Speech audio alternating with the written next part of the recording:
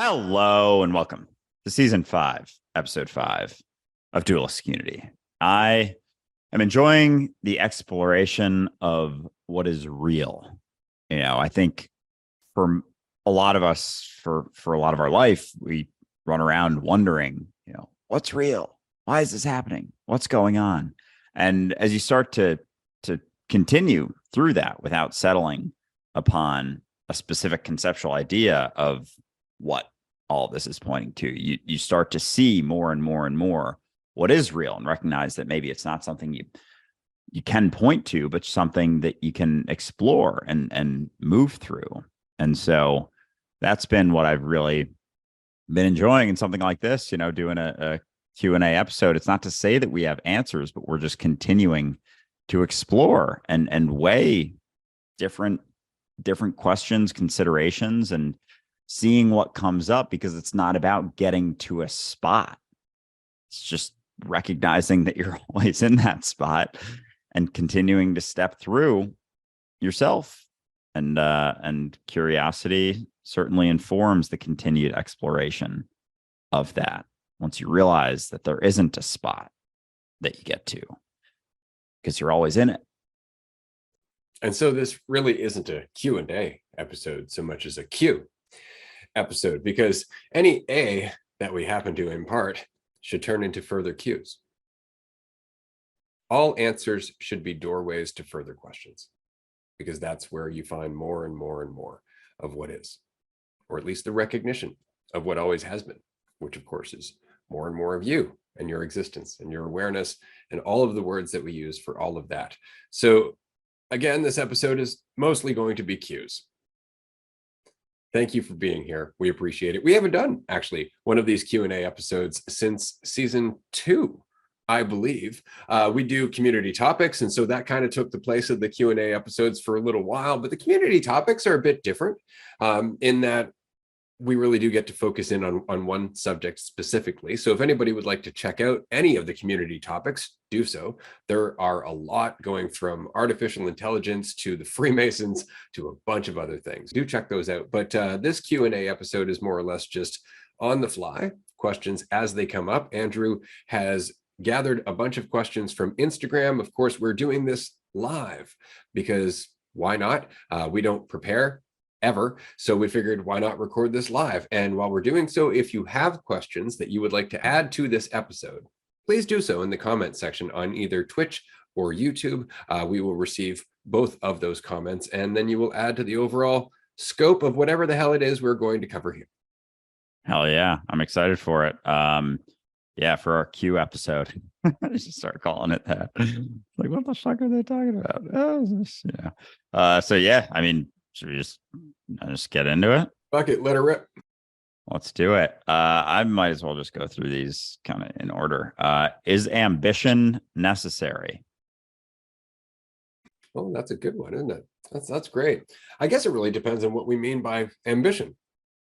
What are we talking about there? Are we talking about the desire to be more? Are we talking about the desire to prove oneself? Are we talking about the desire to acquire more value? Because I would say that in itself is usually what we take as ambition, but there is a degree of toxicity and need in that ambition. So I don't know if you could classify that necessarily as ambition or escapism. Yeah, because the question always comes down to, where is it coming from? You ask a question like, oh, is ambition necessary? This is not a yes or a no answer.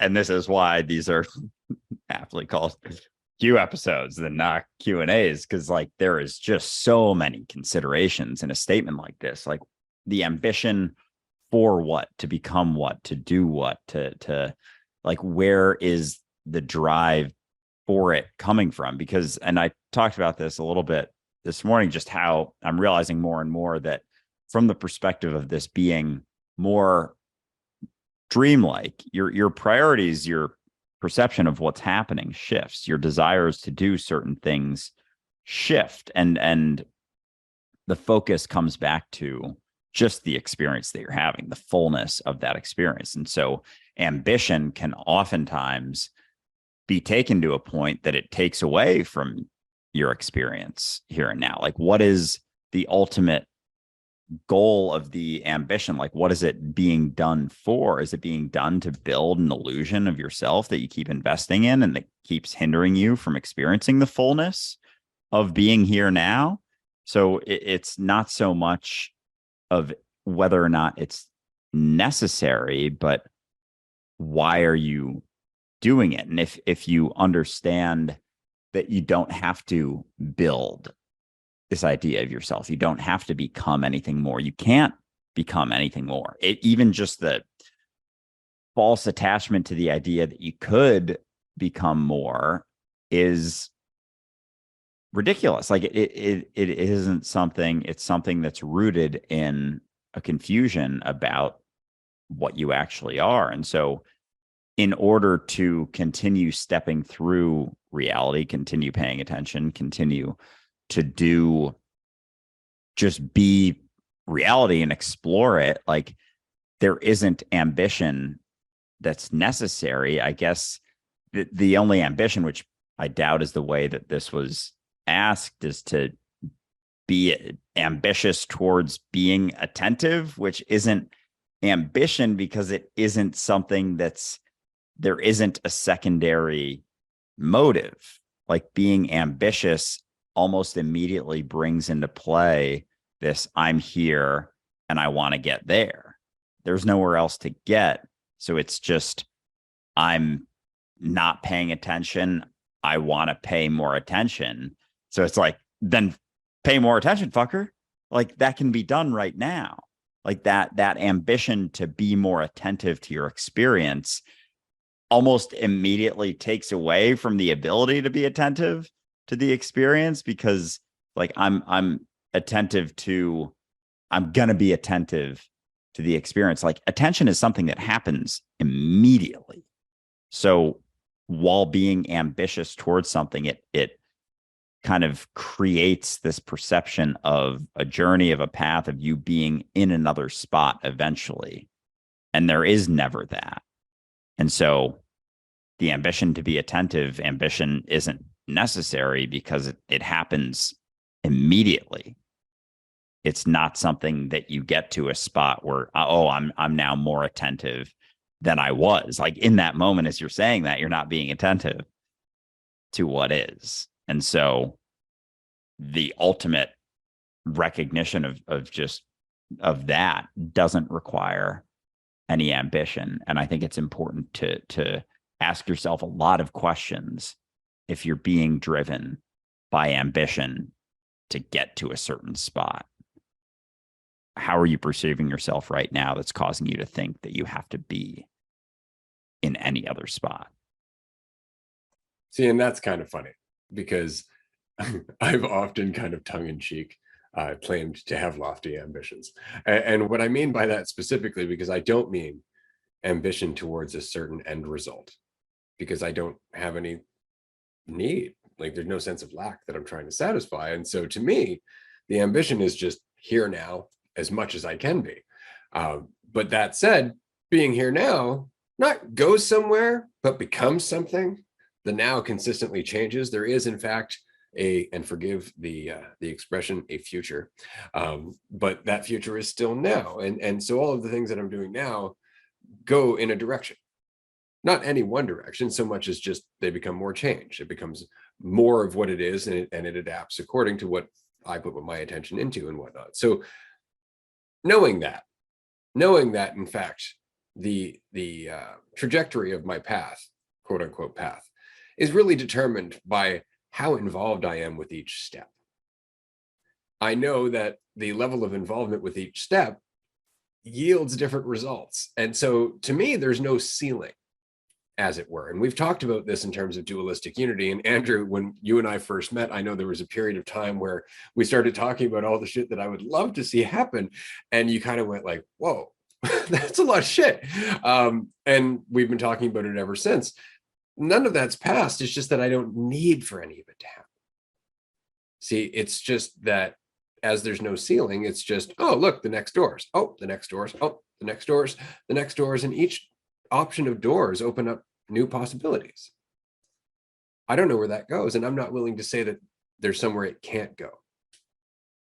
because I don't need it to go any specific direction. I know it's the quality of the step that determines the efficacy of each and every part of the journey, right? So I just focus on the door, and all of my ambition goes into walking through doors, stopping, admiring the door, enjoying the door, learning from the door, going on to the next fucking door. And that's my only ambition. Is that an ambition that brings me any kind of wholeness or completeness? No, but it is an exercise in how whole and complete I am right now, which is why there's no ceiling. Exactly. Like it's just what plays out. It's like the action of what, just being what you are when you recognize more and more clearly what you are. It's not that there's an active push, but there's just nothing pulling away from that. Like being able to see that, oh, there are so many potential possibilities, and nothing, when there isn't anything in the background saying like, oh, that's not possible. No, you can't do that. No, that's not something that's feasible. Come on, be realistic now. Like without all of that, it's just the continued stepping through. And so ambition is just a product of not holding yourself back from the things, as opposed to, I gotta get here because it's going to make me more. It's just when the weight is dropped, like, all right, let's go keep exploring, with no exact thing that you need to get out of it by any means. It's just the exploration of yourself without so much holding you back anymore, basically. So. Exactly. Which is why we have talked about everything from a Dualistic Unity DAO and its own NFTs and cryptocurrency as a means of enabling resources and putting resources into similarly minded projects in terms of helping along the more unifying mentality, as it were, promoting that, because we know there's not a lot of profit in that. We've also talked about retreat center, an actual full-time year-round retreat center. We've talked about cannabis cultivation. We talked to Amanda about different resources and ways that we can get involved with community projects. We've talked to a lot of people. We talked to Marie about alternative schooling for children. We've talked to a lot of people about a lot of different options. And that's the whole thing. For me, it's all possible. May not be possible right now, but let's just keep walking through doors, and maybe one of them will be that door. And I'll never say that it's not going to happen, because I spent my whole life saying what's possible and what's not. And all it did was limit me down to a bunch of smaller options when I could have been doing all kinds of stuff. This is why it's impressive when you watch, like Mr. Beast, for example, and Justin Bieber, even, for example. Kid just was singing songs to his grandparents, right? All of a sudden, bang. Because things happen. Who are you to say it can't happen? Who are you to say that it's not possible? All you're saying is what you assume is possible, and that's limiting what might actually happen. So don't do that. Just focus on the door in front of you and let whatever doors come next, right? There's a great deal of freedom and potential in that. Exactly. All right. You ready for another question? You know it. Yeah, this is just, this could go anywhere. But where did you gain the insights you teach? I didn't. I haven't gained or accumulated any insights whatsoever. Any insight that I've ever gained or accumulated, I immediately try to question, because it's dead, it's stagnant. As soon as it's something I'm holding on to as truth. So I would say that the insights, whatever they might be, that we express from time to time, are here now. And they come from the process of getting out of the way of the narrative that blocks us from the very obvious fact of what is. And that's it. That's all we're ever expressing, is the ongoing experience of our deepening awareness of what is. Otherwise, we'd be referring to a dead concept that, unfortunately, while it might be intellectually useful, doesn't have the same feeling. Doesn't come from that place of passion or enthusiasm or fire or curiosity, or the redefinition of ambition we gave previously. Right. And that's very much it. Yeah, it's as if the insights are a product of the experience that you're having of not holding on to so many things. And so, because it's like the insights come from the state of freedom that you embody. And so if those insights start coming and you start grabbing them and holding on, it's like, that's not making any space for any new or fresh or living insights, or at least closer to living. Because the longer you hold on, the deader it gets, just like fucking disintegrates into stuff. And we've, as a society, we've been holding on to shit for way too long, and that shit is dead as fuck now. But we keep doing it because it's uncomfortable to wonder if, oh shit, this thing is dead. Maybe are there any alive ones? Where are the fresh ones? It's like they're here now, and you're hindering their ability to be recognized because you keep holding on to those. And so that whole mentality of holding on to insights, gaining insights, adding insights, teaching insights, like even that is fucking hilarious when you recognize that as soon as it's held on to, it's dead. So we have an insight, and it's like it's no longer the thing that it came from, and it's still beneficial to share and express and whatnot to a point, but then we create all of these things. It's like there's a fresh insight, and then it's this whole system and teaching and books and everything around it. And it's like, oh, Jesus Christ, it turns it into this whole thing that it isn't. And then people start seeing, the system, the book, everything that was expressed from that fresh soil that the insight came from, and then they start picking at those, and they're like, oh, let me hold on to that, let me attach to that, and that whole, and then attach to that so that it means something about me, and this makes me what I am. And so we're using fucking dead shit to add to ourself, just slapping on all this dead shit, thinking that it means something about me because it allows us to feel better about ourselves. And so anyway, where do you gain the insights that you teach? There is nothing being taught. If anything, it's like a mentality being embodied that insights stem from, but it isn't something that's grasped and held on to and then taught. Because especially once, even if you're attaching to it and then you're teaching it to someone else, like it's even further from the reality of where that came from. So if anything, it's just embodying that spot that allows the insights to arise, which does not include holding on to insights, because as you hold on to them, it hinders the ability for insights to arise. But we do that because the uncertainty of not being able to come up with some conceptual idea of ourselves is uncomfortable. And so we hold on to things that aren't it and just convince ourselves that they are. And because so many people are doing it, we think that that's the only way we can. I find it kind of funny, actually, thinking about it, that we call them insights. and we're all like, oh, they're insights. It's like, actually, they're kind of just obvious. You're not what you think. Oh, yeah. Reality is not what you think. Oh, yeah. There's only the present moment. Right. Those aren't insights. This isn't some groundbreaking truth. This is shit that your 2-year-old knows. Right? Like this is it. It's just they can't communicate it, right? But that's the experience that they're having. It's just that we get so lost in concept. We get so lost in illusion that just talking about what is seems like it's revolutionary. Right? And I find that funny. We're like, it's insight.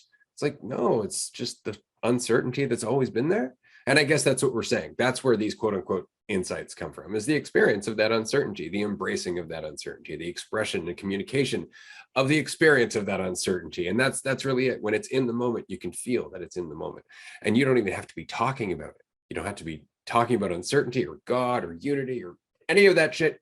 Just know it. And when somebody comes up to you and they're judgmental and they're afraid and they're feeling insecure, don't be rattled by it. Don't be pulled or pushed by it. Look at it for what it is and actually act with empathy, not with what you think empathy should be, right? But that means just being what is, having faith in what you are, not the idea. So all of these insights are, again, they're just common fucking sense. And then what happens is we apply the insight, and then we get another layer of awareness as to what we're actually looking at. We're like, oh, wow. And then we come back to the insight of like, it really is just here and now. But now we've got a bunch of other reasons to take that in. And then we take it in a bit deeper. And then there's even more reasons to take that in. And that's what we say, like the insights, quote unquote, insights are always the same, but they're always peeling away another layer of illusion, which is the point. The only thing that's changing is how much you are aware of the illusion. So that way it slips away and you can see past it. And that's what you try to communicate in what we call insight. When you get attached to it, though, you're just making it another layer. Again, it's like you get stuck. You're peeling away the layers, and each one looks a little bit different. And finally, you get to one layer, and you're just like, "Yep, that looks like freedom." And you just stop. And then you look, or you turn around and look at everyone and go, "I found freedom," and you point at it, and then that's where you stop, right? And that's the whole point. It's freedom's the process. Freedom is the process of understanding those layers aren't real. Right? It doesn't matter if they're there. It's the act of letting them go that it feels so free. Exactly, because it's that attachment that hinders the expression of the experience that it's fucking pointing to and all what it all means. But yeah, with insight, even in the word, it's like sight in to yourself, and like the more clearly you recognize that you're always just looking inward, whether you're perceiving it as inward or outward, it's like that's where the insights lie. But then as you start to attach to them and think it means something about you, it's like you're no longer having that sight into your mind, into your experience, because you're perceiving yourself as separate from everything else that you're looking at. And so yeah, it's like a product of the recognition that you're always just looking at yourself, interacting with yourself. There's an infinite depth to every experience that you ever possibly have. And in that, there is the recognition of all different sorts of insights. But yeah, it's funny how it's usually the most obvious shit that we just have so much garbage in the way of that we don't see it all the time. Or an investment in not seeing, right? Like we want to assume that the person that we're looking at is thinking the things that we're thinking they think. Like we really want to believe that we're being judged. We have a vested interest in doing so because there's something being played out there. So when somebody comes up to us and he goes, well, actually, you don't really know what they're thinking. You'll hear it sometimes. Yes, I do. Like there's an absolute conviction. Why? Well, because there's a vested interest in that conviction. Right. And all you're doing is coming over and going, yeah, but that's questionable. And it really comes down to whether or not we're willing to let it be questionable. That's all it comes down to. It's very funny once you understand, like, right, we can do this to ourselves. And we really can. It's part of being limitless. Now, before we move on to your next question, we do have a comment section because we're recording this live, of course. And we do have a question in there as well. So I'm going to mix it up because I want to encourage the comment section to ask more questions. That's a hint for everybody watching. How do you feel about working with scientists to get this viewpoint into mainstream education? I think it's a fantastic idea. I actually think it's the reason that Dualistic Unity, thanks to Amanda, who everybody here is aware of, is now involved with the Global Consciousness Project. And if you don't know what the Global Consciousness Project is, go and check it out. It's been around for like 20 years. It's really, really interesting. At the end of the day, there's a bunch of, there are a bunch of theories that could be fleshed out within this project, specifically talking about how awareness changes our physical reality collectively and individually. We have the potential to get a random number generator, actually one of their newer kinds, where we are going to be able to possibly look into whether or not there is a difference between the observer and the observed in these conversations as our states of awareness expand. What happens to those random numbers? Do they become more or less random? This is something that just before 9/11, numerous different random number generators around the world, they became collectively less random, as though there was something that awareness itself was coming to terms with in terms of 9/11 happening.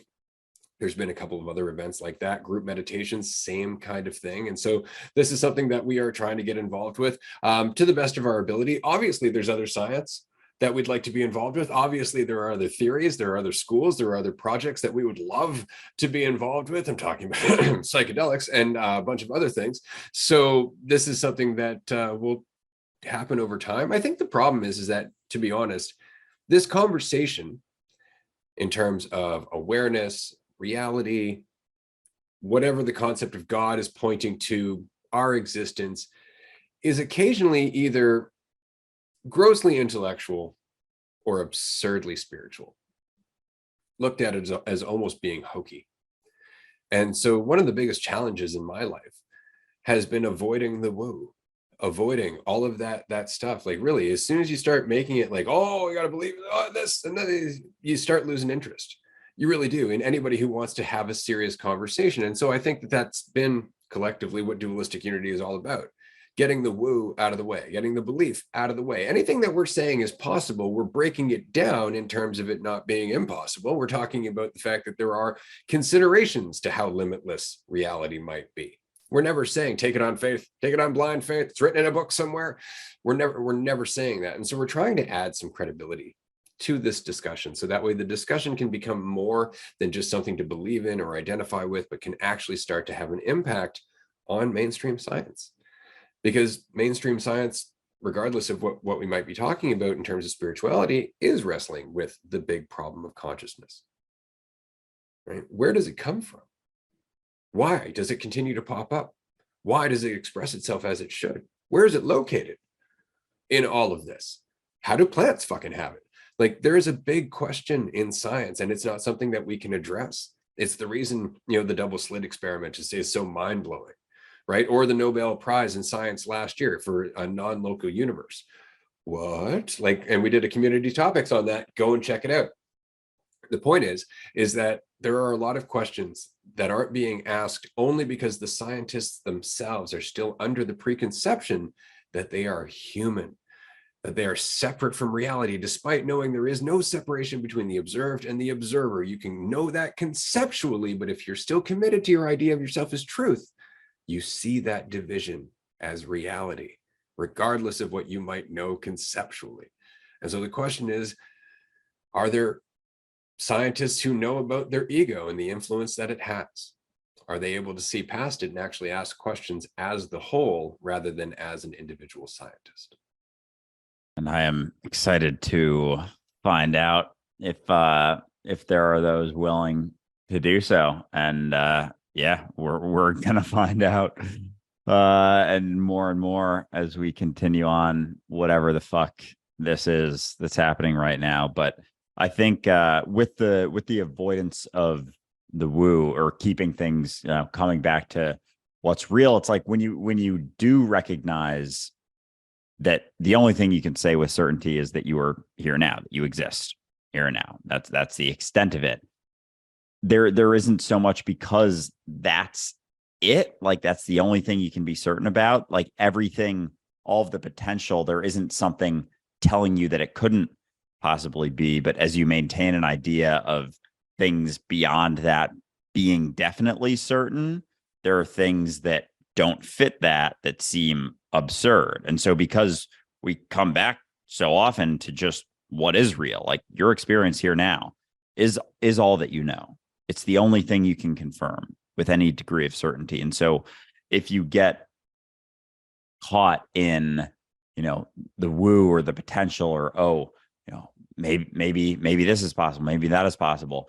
But as that becomes your priority, here now is no longer your priority. As that becomes your focus, here now is no longer your focus. And all of those things are a product of this being your focus, of not being distracted by so many things. And so then the things that seem just absurd, like the telekinesis, teleportation, all that sort of stuff that we've discounted, comes back into play as a potential. But if that becomes, your reason for doing it, it's like, oh, I'm just going to recognize that I'm here now so I can teleport. It's like, yeah, no. Don't do that. Cause that's not, cause it's still attaching to, I am someone who can do this. It's still trying to build some idea of yourself. And so as the woo stuff gets focused on, it kind of destroys itself from within, in a sense. And so that's why we do so often just come back to what is real, because it's like there's a sort of, and I don't want to say like portal or door or whatever, but through sitting in that and continuing to sit in that uncertainty, it's like other things open up that you can't see unless you're willing to sit in that uncertainty and stay there, even when you start seeing things differently.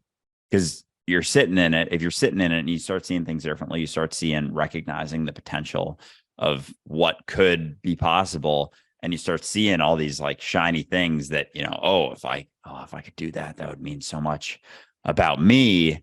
Then you're not, it's like it sucks you out of all of it and back into this spot where it isn't a possibility. And so there's like this sort of fine line of maintaining just that priority of being where you're at. Because as soon as everything else comes into play, it all kind of falls apart very quickly. And then you're like trying to hold on. It's almost like, I'm thinking of, for whatever reason, just like Star Wars is coming up, and it's like the light side versus the dark side of the Force. Like as those potentials come into play, like with Anakin, like coming from the light side, he's starting to recognize more and more and more, starting to see the potential. And then he's like trying to get to it, trying to grab onto it, trying to gain eternal life for him, for his attachments to what he is caught up in himself. And it distorts all of it, because it's now coming from a very egotistical, divided mentality, despite recognizing the potential, because now it means something about you. And so I don't even remember where this rant started out. Oh, the science, bringing it to science. So I'm not going to try and wrap this up. I'm just going to pass it. I'm just stoked that this went towards Star Wars. Fuck yeah. At the end, right? Because it's a great story. I just wanted to mention, and I think this is really funny, it's an exciting time to live in. And it really is, because there's a point where if you had said there are multiple dimensions where, universes of all kinds exist, people would have looked at you and went, shut up, you hippie. Right? Now they'll be like, well, we have this James Webb telescope, and based on, the readings that we're getting and some of the math we're doing, there are possibly a multiverse out there, universes where time goes backwards, universes where time is totally different, where the laws of physics has totally changed, and nobody calls them crazy, because they've put the calculations into the computer. But they'll tell you like, oh yeah, it only really works in the computer, right? Because we can't actually do any of these things. But the point is, they're saying it's possible. Well, what's the difference between them saying it's possible versus somebody looking at awareness 1,000 years ago and recognizing that all things are possible within awareness and being called an oracle or something? Well, the difference is credibility at the end of the day. And the fact is that people wouldn't understand where that was coming from, where people now feel like that something that is explainable. And so we're making the limitless almost irrefutable by doing so much testing that we're just like, yeah, we don't know why it's happening, but we know there's a lot of it, almost infinite amounts of it, if not infinite amounts of it. And we keep looking at it, but that's kind of it. We don't know why it is doing what it's doing, but there seems to be a lot of it, and it goes on forever. And that's science in a nutshell. Now we're just trying to figure out how to work within that. But at the end of the day, it's the same uncertainty. It's just now we're capable of accepting that uncertainty because it sounds scientific. Exactly. And as long as you maintain that, just like continue exploring, don't have to settle on something, don't have to get to an answer. Like you can keep going through. It's like our desire for the answer hinders our ability to continue exploring. As always, we are always saying that, like, don't settle, but it really is that, because most of the time when people are exploring, it's to get to an answer, and that cuts them off from the fullness of the exploration. Like, what if the exploration is the answer? We're exploring, trying to get to an answer. It's like the exploration itself is it. So we're like standing on the answer, running through the answer, doing the answer, literally experiencing the answer while we're looking for The answer. Oh, Jesus Christ. Oh, Dog chasing its tail. Said it before. Yeah. Oh my God. Like standing on an island in the middle of the ocean, looking for the island, not realizing that you're standing on it. Like, hey. Yep. Funny. That's why you have to laugh in an absent-minded way. Oh, there's my glasses. That kind of thing. All right. Well, that was a hell of a question that spawned a fucking great amount of insight and good conversation. Thank you for the person who asked that. Next one's yours. All right. This one is not necessarily a question, but can be taken as a question. It just says origin story in parentheses. I'm new. So that could be taken in any direction of anything, whether it's origin of reality, origin of me, origin of dualistic unity, which technically is all the same thing. So I don't know if you have a particular origin story you would like to tell, but feel free. I have so many different directions I kind of want to go with this. Like, the Big Bang happened, life came into being, and then there was a podcast.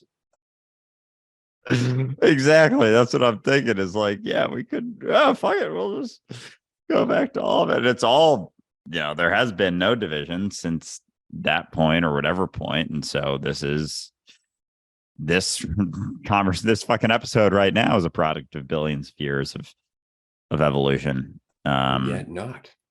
Exactly. And yet this one moment of this podcast and every moment that exists going through it exists in eternity as a potential moment that could possibly exist for a limitless being that is everything. It's funny when you really break it down that way, right? When you go, okay, you're a limitless being, you could be anything, but there's nothing but you. So even to have an experience of being something, you also have to be your environment. And that is all of reality. Every variation of that. You as the thing within an environment that is also you. Because there is nothing else that could be. Because that's existence. Existence always is, and it always is potentially everything that could be existence. And it's always you, here and now. That's the perspective. All of it just changes. So every moment of that will always exist. Every moment. The moment you were born and the moment you're in right now exist forever. You will always be having that experience of being born. You will always be having that experience of your first kiss.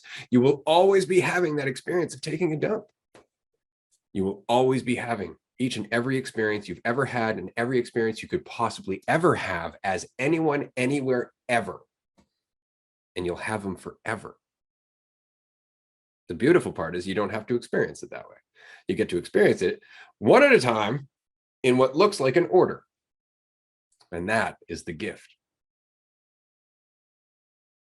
Whew, all righty. I'm like, yeah, a lot of things going on in my head right now, but it's funny because you start to see the infinite potential in each and every moment, and you like gain a really, really nice appreciation for how incredible it is that there is the perception of a sequence of events, even that ability to go from experience to experience is fascinating because origin story, like we can go through telling stories all day about where things came from and whatnot, but it all exists in potential. I think this is a way better way to take this question, because even going through this episode, we could have gone in any order of any questions, and we do go through every order of questions. We do respond in every single possible way. We do feel every emotion as we're saying all the things, but we experience each of those as if we're not experiencing all of them all at once. And so recognizing that in the potential of it, like, holy fuck, that's a lot. Like, would I even be able, and this is what gets me sometimes, like, would I even be able to perceive and experience if I were experiencing all of them at once, like all of the potential at once, because that then spans out and there's no edge to that of the infinite potential of what could be experienced in terms of what you say, how you feel, responses you get, like the whatever it may be. I'm realizing, like, oh fuck, I'm realizing, like, as I'm talking right now, how much is in potential in everything. And because we are doing all of it right now, we are experiencing everything right now. And so I'm sitting here saying how, oh, it'd be a lot to experience all of that right now. And the reality is that I am right now doing all of that. And I have the ability to feel like I'm not, which is incredible. And then I feel certain things and settle upon a reason why I'm feeling that over something else, as if there's even a specific thing that I'm feeling or experiencing, which isn't, like, we're always trying to translate the experience into meaning something about a thing that we think we are, almost because we have to, in a sense, like almost because it comes with the territory of thinking that I'm only experiencing one thing when I'm not. Because that experience couldn't exist otherwise. See, that's the thing. The experience of just doing one thing requires you to not have the experience of doing everything else. That's what we are. The experience of doing one thing amongst everything that we're doing. It's just the experience that gets overwhelming, right? We're just like, right, I'm just this one thing. It's like, no, this is just one of the experiences. It just seems really real because it's an experience. It has to. Right. Because you're not experiencing everything right now. It's just, we've gotten so invested in, this is all I'm experiencing, this is me, this is what I am. And so then, oh, that means that I'm going to end at some point. Oh boy, that means all of this. Oh boy, that means all of this. And that's the eternal life.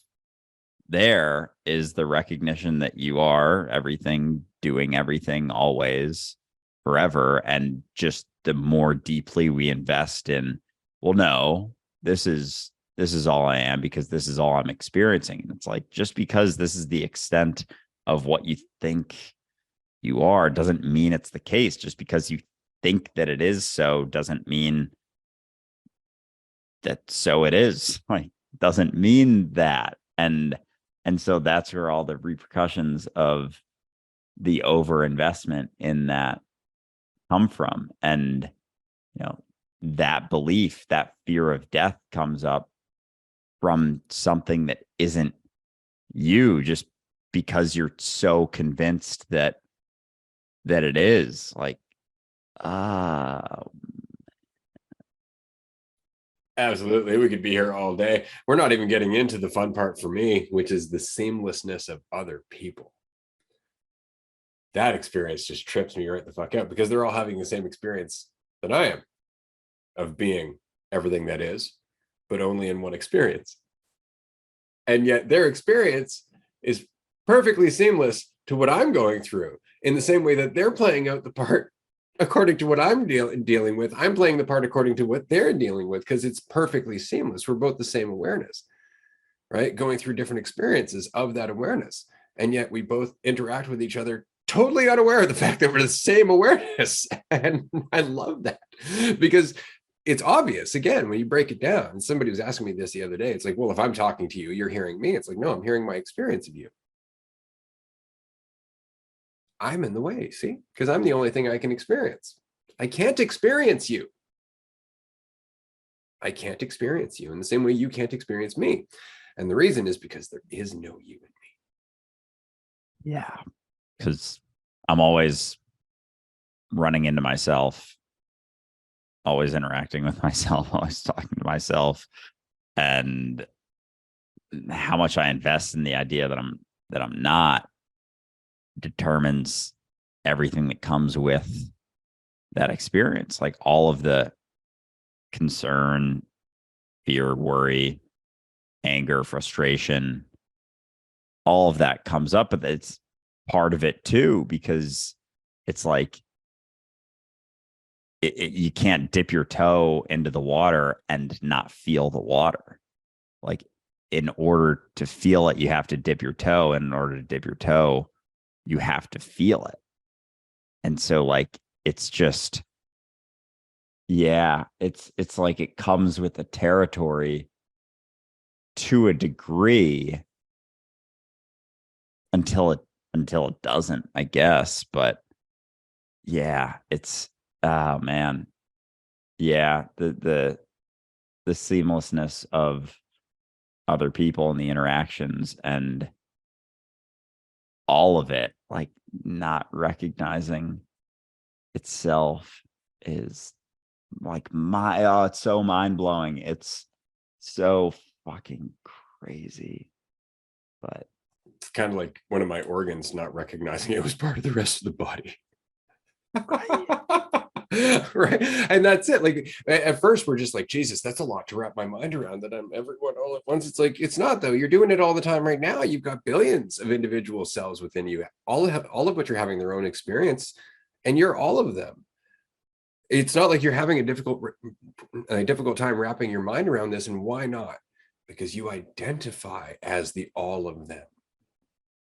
And so you're just like, yeah, that makes sense. And it does. You're just like, right. And the more you let go and you are body aware and with your body, the better your body tends to work, right? Look at what's happening on the planet. What is that indicative of other than somebody who's not paying attention to their own body? Look at the way we're living. Look at all the quote unquote junk food we're investing in. And we actually mean junk at this point, right? Because we're not separate. The earth is a part of our body. You know, mind you can go larger than that, but let's just focus on the earth since we're not paying attention to that right now. Right. But the point is it's the same thing. We're all one body. We're all cells within the same awareness that calls itself I. Right. But we don't look at it that way. And so we don't work that way. That's all it is. You know, and we are literally embodying cancer, right, in our mentality, because we're acting the same way that cancer does, out of alignment with the rest of the body, not serving its purpose, doubling, growing, constantly feeding on more for itself, and eventually hurting the entire organism. And that's what we're doing, just out of selfishness, because we can't recognize that we are not separate from everything else. Right? We're not outside of a body. We are all one body, and we just don't get it. It's a hell of a question about our origin. Yeah, seriously, right? All right. We good going to DF1. Is there one in the chat? Not currently, though I have encouraged people in the chat section to ask questions. All right, cool. All right. Well, if we're waiting for one, this one's, have you thought about a TV career? No, not particularly. Have you ever thought about a TV career, Ray? Only in possibly writing a movie. That would be it. I wouldn't want to be on the screen. I mean, even this is kind of weird. And you know, it's funny. The only reason I don't mind this is because there's no prep. I do no prep for this. I come in, I sit down. You all don't even know if I'm wearing pants, is what I'm saying. It's like, there's no concern whatsoever. I couldn't possibly stand going in somewhere where people are like dabbing me with shit and telling me to wear fuck that noise. I'm just not that guy. But I could definitely write a movie. I would love to do that. I got a shit ton of really trippy ideas I think would be awesome. That would be awesome. Yeah, I think the social media stuff is enough for me, the podcast and whatnot.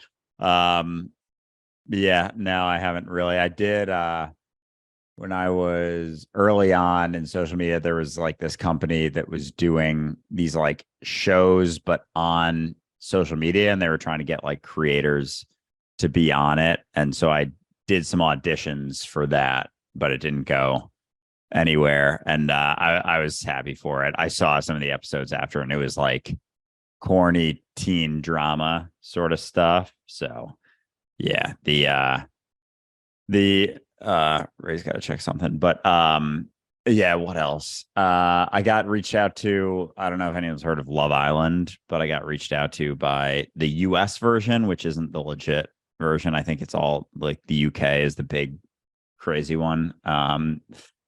Asking to audition for it. Some of my friends have said I should do like the Bachelorette or Bachelor, but I don't see myself doing that. I do think it would be very funny to go on there and talk about what we talk about on something like that. I was saying some of my friends have said I should try and do like the Bachelor or the Bachelorette or something, and I was just saying how fucking funny it would be if I came on there like bringing up these things in an incredibly superficial show like that.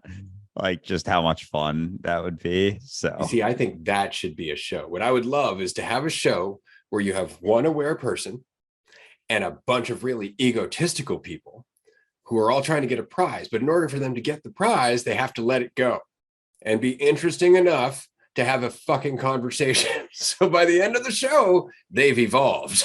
And here's your prize for doing so.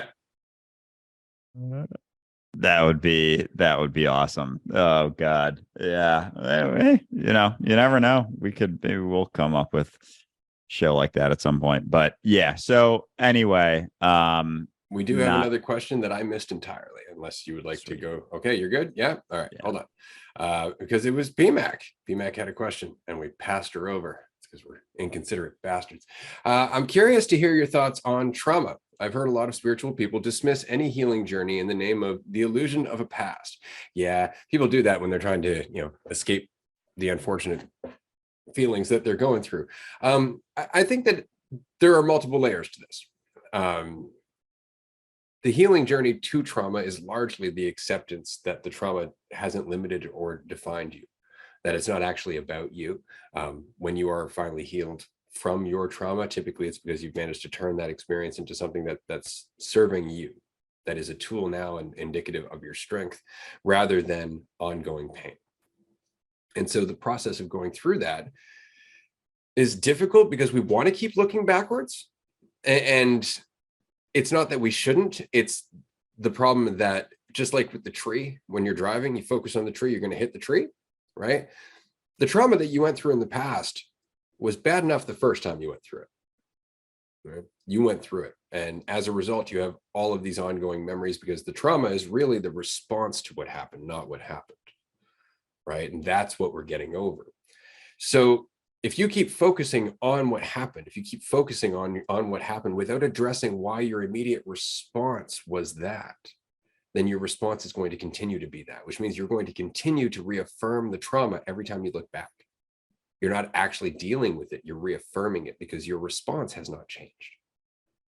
Okay, so in order to change the response, you have to change what you lean on for a sense of value or strength or certainty or any of those things. You have to gain some strength and self-awareness. And so what happens is as you focus on the here and now, what you can do today, you see the triggers from the past. Those memories pop up on their own as you're faced with challenges. And that's your opportunity to go, I've been through worse, I can do this. Or I got through that, I can get through this, whatever it might be. And you're turning that original response into something else. And then as you start to look back through that process, your response, or rather your perception of what happened, will change. Your perception of what you got out of it will change because you are changing. And as you are changing, your response or your perception of the past is changing. And that's changing the effect that it has on you. But that change happens through focusing on now. It's not that you shouldn't look backwards, it's that you shouldn't deliberately look backwards thinking that's where the cure to this is. The problem isn't in the past. The problem is right now. Okay? Now is where we can work through the problem. It's going to bring up the past, but that's supposed to help us inform the now, which changes our response to that past until eventually we can let it go. That was very well said. I honestly don't have a lot to add to that. I think that, yeah, perspective is the balance. It's not about discounting what has happened. It's just the meaning behind it, and the recognition that it's no one's saying that it didn't happen by any means, and it's just where your priority lies and where your focus lies will dictate the process of that being worked through and being worked out, and the idea that it's something that has to be changed in the past hinders the ability to look at it for what it is now and see the impacts of it here and now. So yeah, but yeah, I don't have my that was great answer. I appreciate it. I've had a lot of time to work on that. And each time, it changes slightly, just because, again, you're always having, I guess that's it, like if you're willing to look at your trauma, if you really are over and over and over again, it really does change. It really does change. And I think that's it, is that, the older I get, the more I'm willing to just look at the experience of it. And because my judgment, my fear of it has diminished, I get a clearer and clearer look at it, and that's the beauty of it. You really can learn a lot that you wouldn't have learned otherwise. So take it as an angel rather than a demon, despite the fact that it might look demonic for a little while. It's just a thin veneer. It's often just reinforced by your fear. We have a great question here, and I'm looking forward to addressing this one. The seamlessness of humanity becomes rapidly apparent under psychoactive components. Does Salvinorin A connect you to each of yourselves throughout all of eternity? So this would be Salvia divinorum, or rather the psychoactive compound in Salvia divinorum, which I want to mention to everybody is just a member of the mint family. It just happens to be the only member of the mint family that has this one compound, Salvinorin A. Salvinorin A activates all of your brain's opiate receptors at the same time. So every receptor in your brain that is designed for an individual opiate on this planet, because don't you know, there are specific receptors in our brain for pretty much every drug on this planet, which is nice. All of them get activated with Salvinorin A. Now, does that immediately connect you to all of everyone that you're ever going to be, or everyone you are right now? No, but it's fucking intense. And the reason I say no is just because there's so much, and it's just a glimpse. Like, it's a glimpse. And I say that as somebody who's went deep on Salvinorin A. Like, there's still more. There's still more. And ultimately, I mean, that's the reason I look forward to dying. Oh man, I think you've said that before with Salvia, that it but I think I forgot that. Like, do you know how, like, is there a number, or is it just like a lot of opiate receptors? Yeah, okay. I'm sure you could find the number if you went looking, but yeah, in my experience, it's a lot.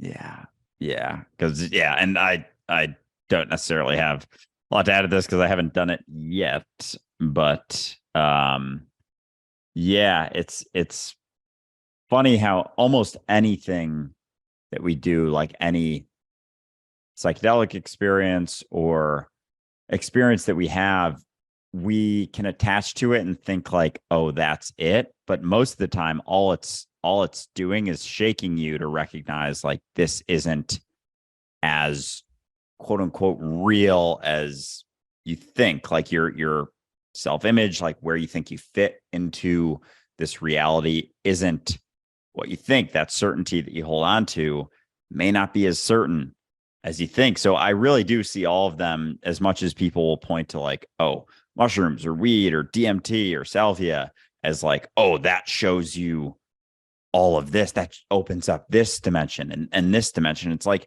it's infinite. It's all of them, always, all the time, here now.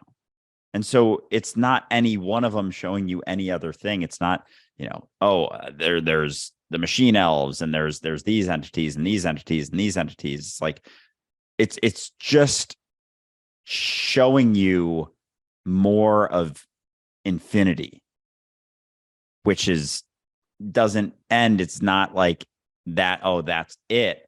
It's just like, this isn't the extent of it.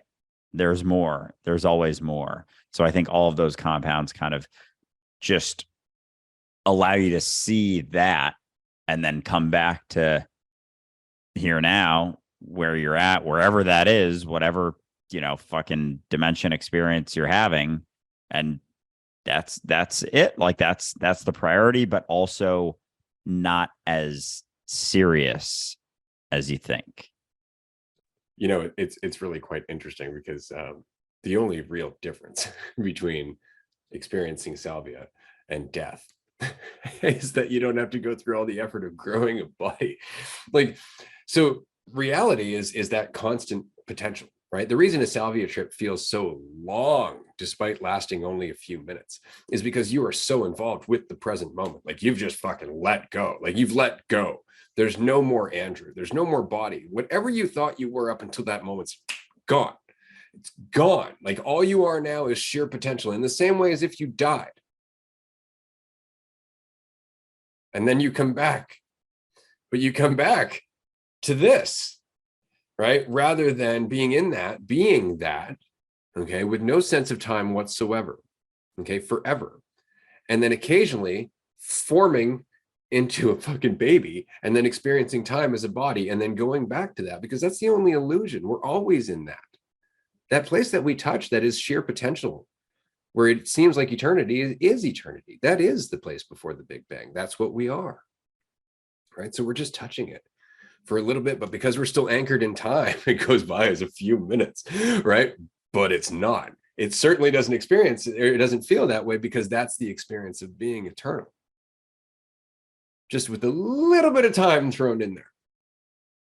Damn. Oh man. I'm both like fucking scared as fuck about. That's a healthy mentality. Yeah.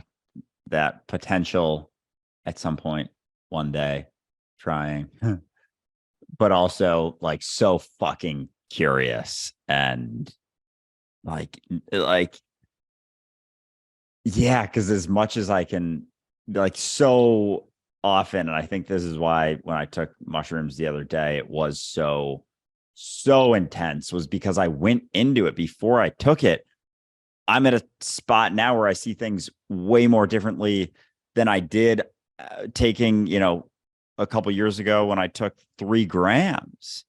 Like, I'm in that spot right now. This isn't ever what I think. And like, I'm stepping through that with that. So like that experience, both, I know that there's still plenty I'm attached to here, but at the same time, I know that I am in a way. And so it's not as heavy necessarily. And I know there doesn't have to be the concern.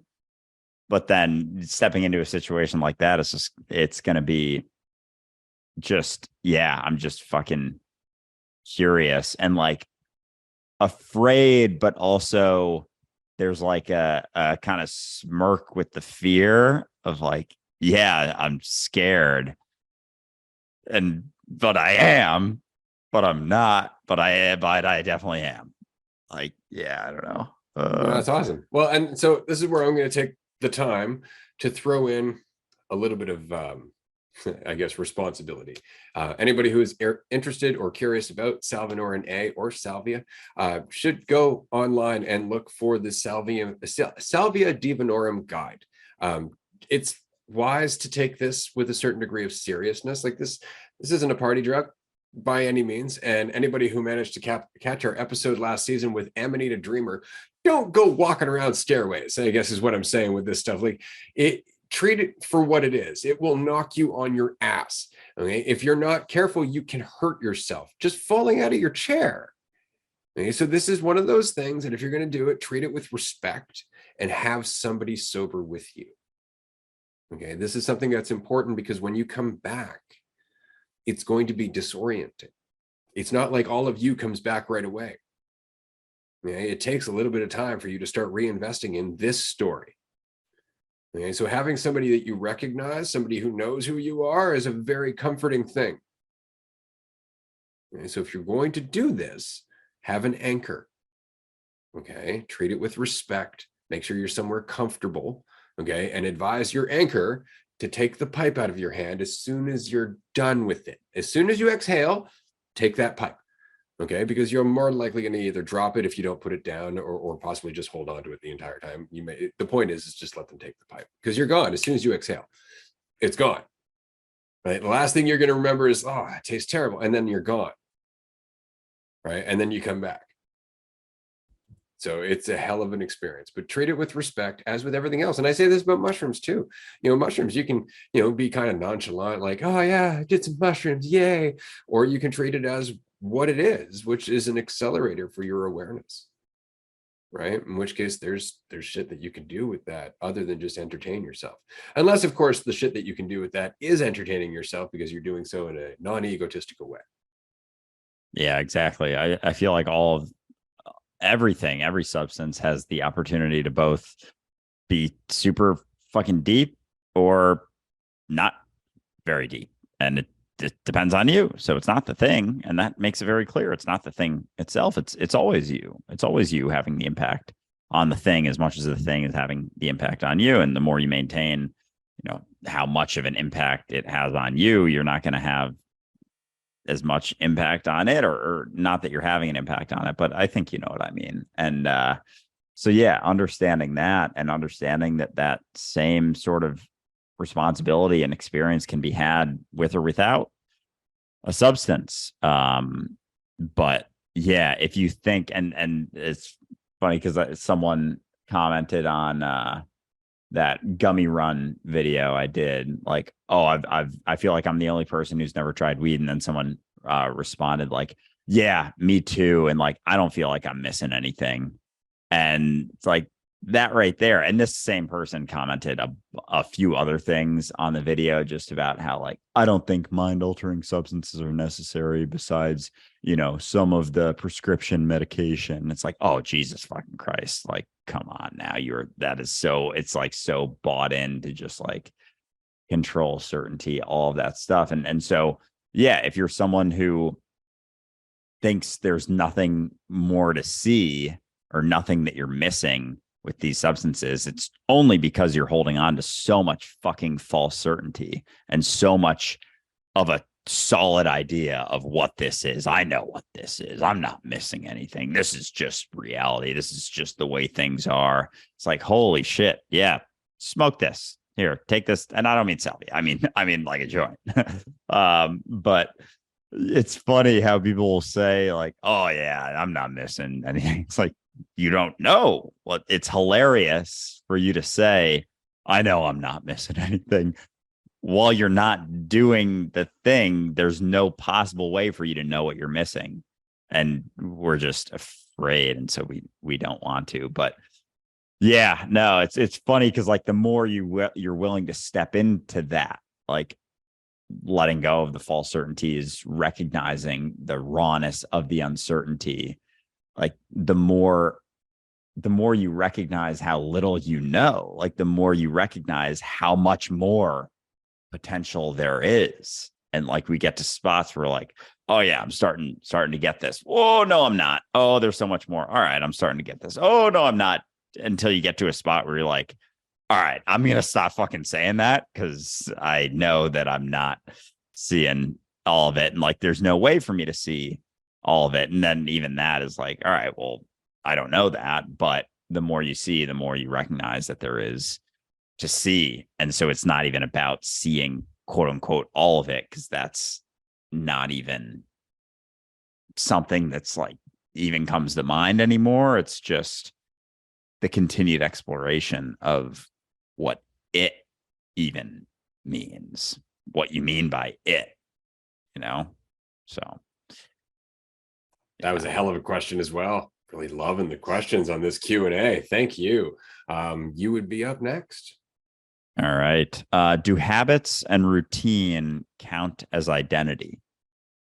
That's a good question. I'm going to pass it to you to go first. All right. So I think they are things that reinforce your identity. They're ways to hinder the process of questioning what you think you are.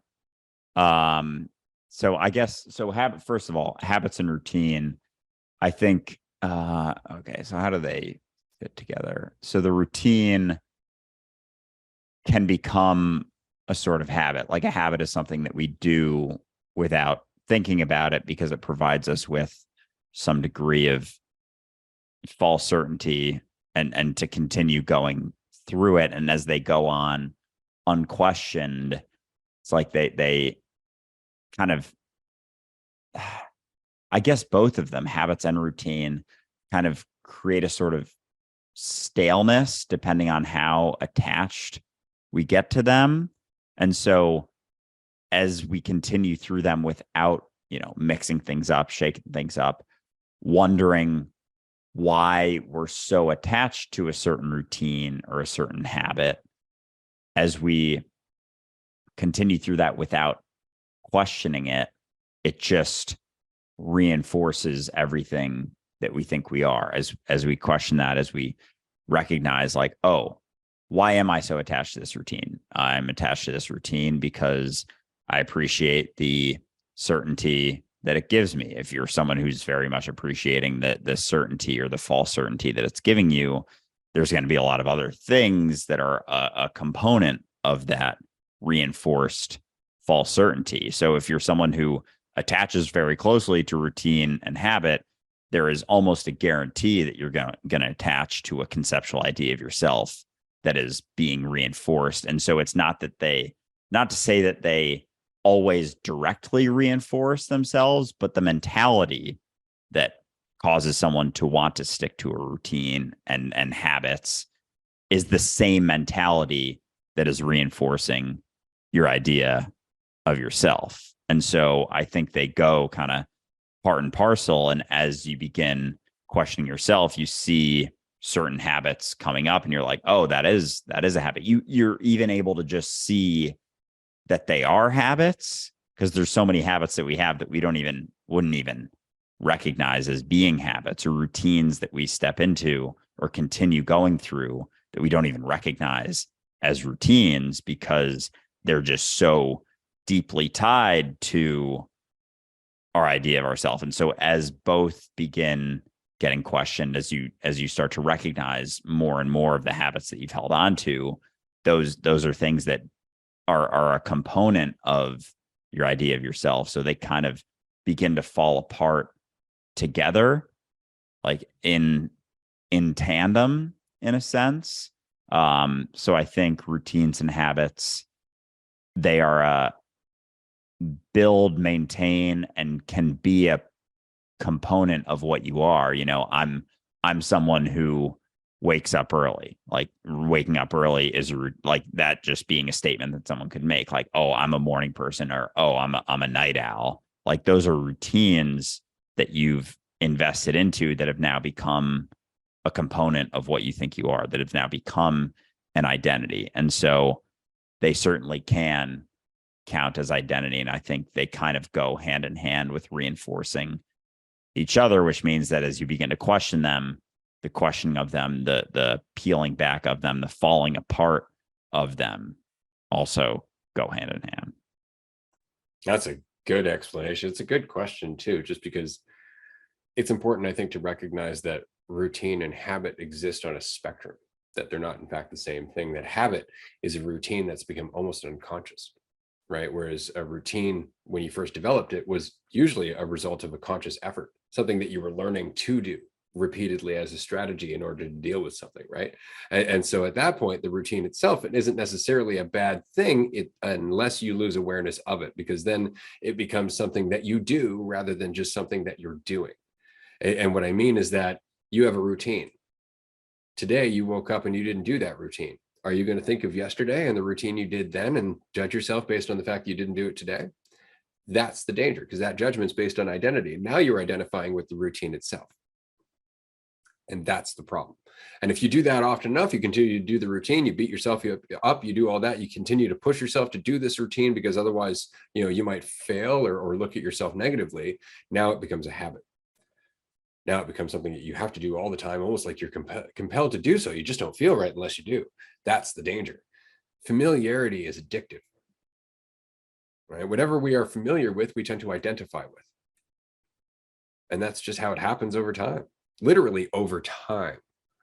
It happens over time. In the moment, you can let it all go. But as soon as you start looking backwards or forwards, according to the routine that you formed, you are identifying and judging yourself.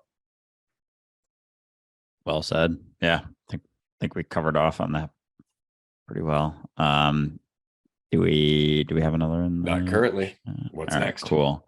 Okay, so I'll just, for ones that I don't know, I feel like we don't have to necessarily dig into too much. We can just give shorter responses. I mean, we'll see what you want to do with this one, but if you ever feel like you're not included in a conversation with your family, what would you do? I mean, so my immediate thing would would start wondering why I'm so concerned about not being included in a conversation, like how I'm perceiving myself, and wondering why I think that takes away from my value to be not included in something. So immediate for me is just the questioning of where my concern about a given situation goes into, and then an understanding that just because I think that might be the thing that's happening doesn't mean that that's actually what's happening, and wondering just why I'm thinking about myself so goddamn much, and that's where the concern's coming from. So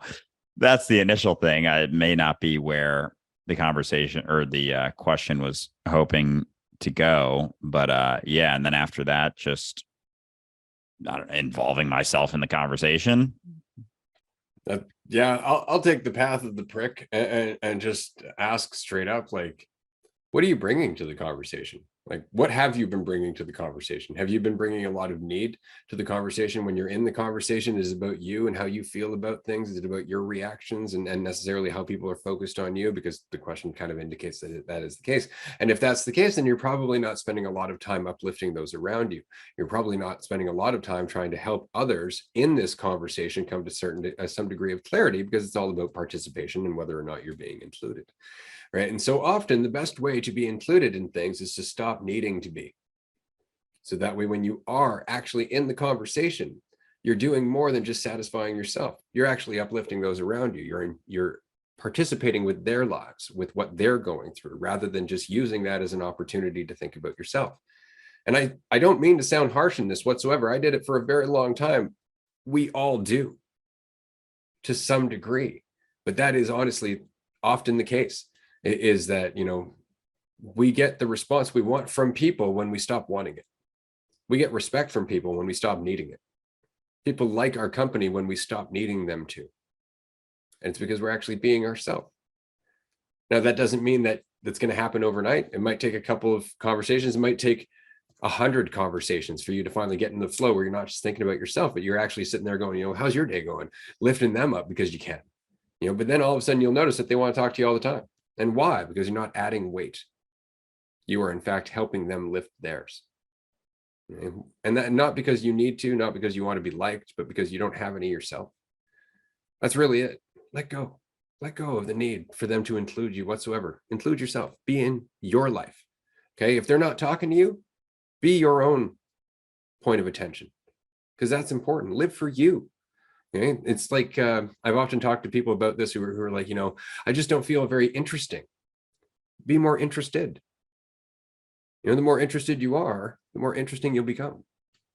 Exactly. Well said. It's funny when we get so concerned about, oh, am I interesting? It's like everything turns internal, and then all our focus is like, oh, I got to be more interesting. How do I be more interesting? And it's like all of the things that cause you to be interesting are doing shit, looking out, like getting involved in stuff, and you're not getting involved in stuff because you don't think you're interesting. And it's just like this fucking vicious cycle into that. But yeah, PMAC said, you say shorter responses, but then always elaborate and go on fun tangents. Exactly. It's funny how we'll be like, oh yeah, this will be a shorter one. That's like, and then an insight hits you like halfway through that. You're like, oh shit. All right, we can keep going with that. But that's the beauty of, yeah, just being able to do whatever we want with this stuff. And yeah, I mean, we even decided to live stream like right before we started. We usually never live stream these episodes. So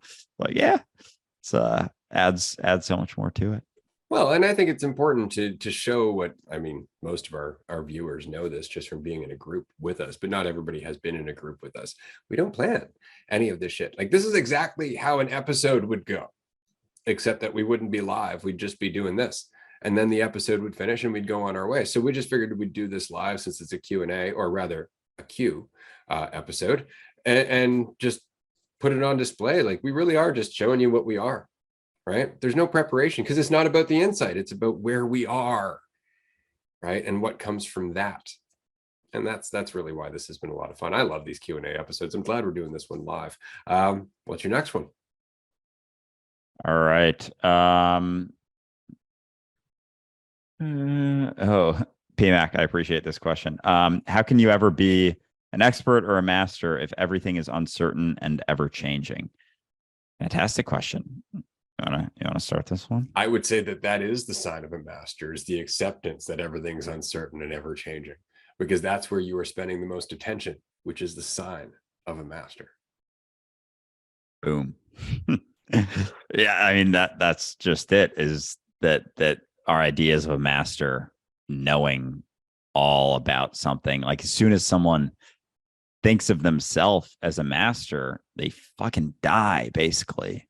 They die to reality. Like, they're no longer experiencing it because they've settled upon a spot and they're like, oh, I get this now. Look at me. And now it's starting to mean something about them. It goes from, as they're learning, it's all outward, external, like learning more, deriving more from reality. And then it's like, oh, that makes me a master. And it's like, boom, and it like circles in. Now it's all about me and how do I validate myself? Oh, I have to be seen in this way. That's why, in the Deep End Teal Swan documentary, like the guy asks, hey, have you ever wondered if maybe you don't know as much as you think? Or he asked something like that. And she was like, oh, how dare you? Do you think the fastest man on earth ever gets asked if he's really the fastest man? It's like, holy fuck, that is an insane response to that question. That is fucking insane to say something like that. And it's so clear, like she sees herself as a master, as the, not even a master, fucking like the master, the epitome. And it's just like straight up epitome of ego.